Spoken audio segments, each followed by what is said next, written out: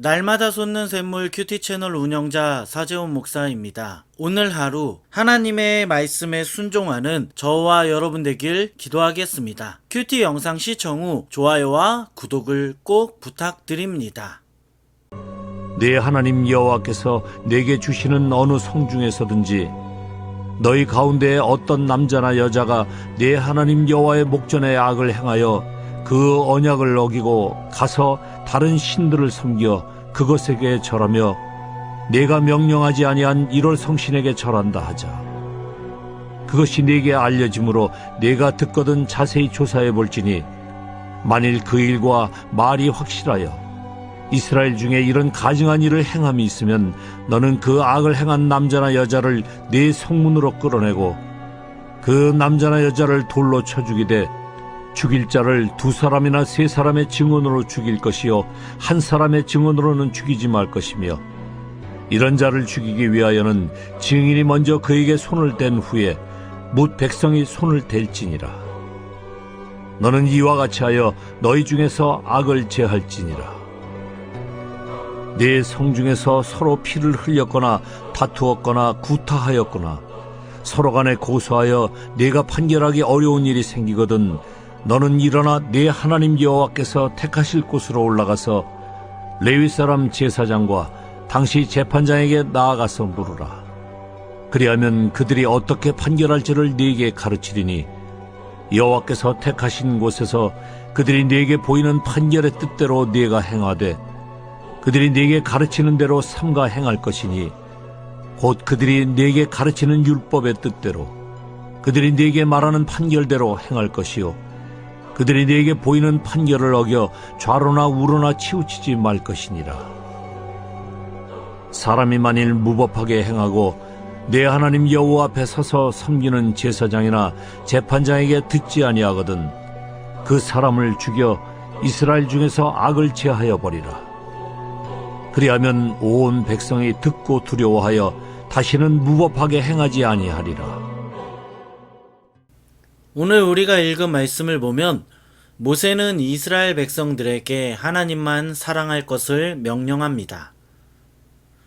본문은 하나님만을 사랑하며 다른 우상을 섬기지 말라고 합니다. 만약에 우리가 우상을 섬기게 될 경우 어떤 대가를 치르게 되는지 모세는 한 가지 예를 들어서 우리에게 경고하고 있습니다. 모세는 우상을 섬기지 말 것과 공동체에서 우상을 제거할 것을 우리에게 명령했습니다. 오늘 말씀 2절을 보면 성중에서 남자나 여자가 하나님 앞에서 우상을 섬기는 죄를 짓는다면 남자나 여자를 성문으로 끌어내고 돌로 쳐 죽이라고 합니다. 하나님 앞에서 우상 숭배는 악한 것이기 때문에 하나님은 우상 섬기는 자들이 남자든지 여자든지 죽이라고 하셨습니다. 우상 숭배는 하나님과의 언약을 깨는 것입니다. 우상 숭배는 남녀가 간음을 저지름으로 결혼 관계를 깨는 것과 같습니다.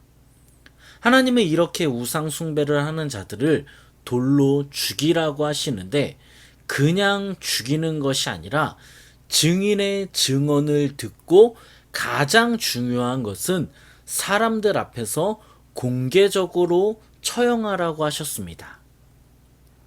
사랑하는 여러분, 하나님은 왜 우상 숭배하는 사람들을 공개적으로 처형하라고 하셨을까요?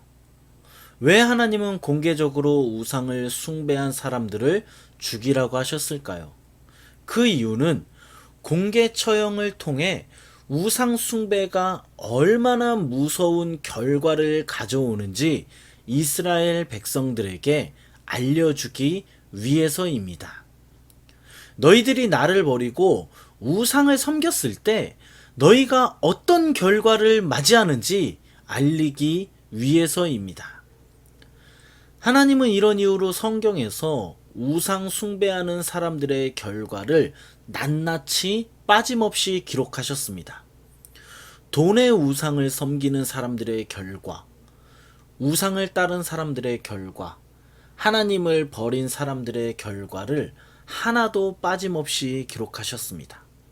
또한 하나님은 우상 숭배를 얼마나 싫어하시는지 성경을 보면 우상이라는 단어가 200번 이상 나오는데 동시에 신구약 성경의 다양한 곳에서 우상 숭배를 기록하고 있습니다. 사랑하는 여러분, 성경을 보면 우상 숭배의 결과는 무엇입니까? 하나님의 심판입니다. 그러므로 우리는 반드시 우상을 버려야 합니다. 이 우상을 버리지 않으면 우상 때문에 우리는 파멸의 길을 걸어갈 수밖에 없습니다. 우리 안에 우상이 자리 잡지 못하도록 매일매일 우리는 우리의 신앙을 돌아봐야 합니다.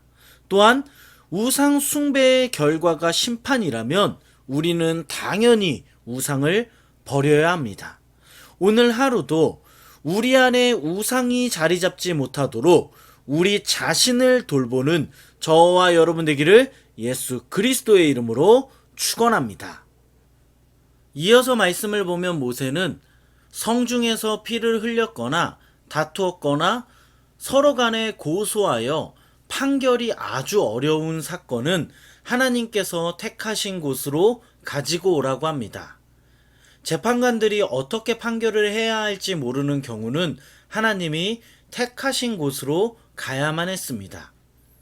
중앙 성소로 문제를 가지고 오면 그때는 대제사장의 도움을 받아 판결을 내리는데 이때는 하나님의 신탁을 받아서 판결을 내렸습니다. 결국 어려운 문제들, 즉 사람이 해결할 수 없는 문제들은 재판관이 아닌 하나님께 맡겨서 해결해야만 했습니다. 이렇게 하나님에 의해서 판결이 내려진 것들에 대해서는 반론을 제기할 수 없었습니다. 모세는 하나님에 의해서 판결이 내려진 것들에 대해서 반론을 제기하는 사람이 있다면 이스라엘 중에서 제하여 버리라고 합니다. 하나님의 말씀을 불순종할 때 죽이라는 겁니다. 사랑하는 여러분, 오늘 말씀을 다시 생각해 보면 재판관들이 판결할 수 없는 사건을 만났을 때 이것을 어디로 가지고 가라고 합니까? 하나님의 성소로 가지고 가라고 합니다. 하나님의 성소에서 하나님께 맡김으로 이 문제들을 해결하라고 합니다. 오늘 우리는 이 말씀을 우리의 삶 속에서 어떻게 적용할 수 있을까요? 우리의 스스로 해결할 수 없는 것들, 우리의 한계를 벗어난 일들을 하나님께 맡겨야 한다는 것을 우리 삶 속에 적용할 수 있습니다. 당시 재판관들은 지혜가 있는 사람들이고 제사장들은 고등 교육을 받은 인재들이었습니다. 어떻게 보면 그들은 사건의 결론을 내릴 수도 있었지만 하나님께 맡겨서 하나님의 판결을 기다렸습니다. 왜냐하면 사람의 생각보다 하나님의 생각이 옳기 때문입니다. 그러므로 여러분, 우리가 결론을 내릴 수 없고 우리가 결정할 수 없는 일들이 있을 때 하나님께 맡기는 저와 여러분 되길 소망합니다. 우리가 옳다고 생각해도 하나님 보시기에 옳지 않은 것들이 있습니다. 우리가 판단한 것이 맞다고 생각해도 하나님이 보시기에 맞지 않는 것들이 있습니다. 그러므로 우리가 결론을 내리는 것이 아닌 하나님이 내려주시는 결론을 기다리는 저와 여러분 되길 소망합니다. 하나님의 지식은 우리의 지식을 뛰어넘고 하나님의 지혜는 우리의 지혜를 뛰어넘습니다. 이 말씀을 꼭 기억하는 저와 여러분 되길 기도하겠습니다. 하나님 아버지 감사합니다. 오늘도 말씀을 듣게 하시고 말씀으로 살아갈 수 있도록 인도해 주시니 참 감사합니다. 하나님, 우리 안에 우상이 있다면 그 우상을 버릴 수 있는 힘과 은혜를 우리 가운데 허락해 주시옵소서. 우리의 힘으로는 우상을 끊을 수 없고 버릴 수 없습니다. 늘 성령으로 충만하게 하셔서 하나님 외에 다른 신을 섬기지 않도록 우리를 인도하여 주시옵소서. 하나님 아버지, 우리가 해결하지 못하고 우리가 판단을 내릴 수 없는 일들을 만났을 때 우리의 지혜로 그 문제들을 해결하려고 하는 것이 아니라 하나님의 판단을 기다리며 하나님께서 주시는 결과를 기다리는 우리가 되게 하여 주시옵소서. 매 순간, 매 시간 결정해야 할 것들을 주님께 맡기게 하시고 하나님의 인도하심을 따르는 우리들 되게 하여 주시옵소서. 이 모든 말씀 예수님의 이름으로 기도드립니다. 아멘.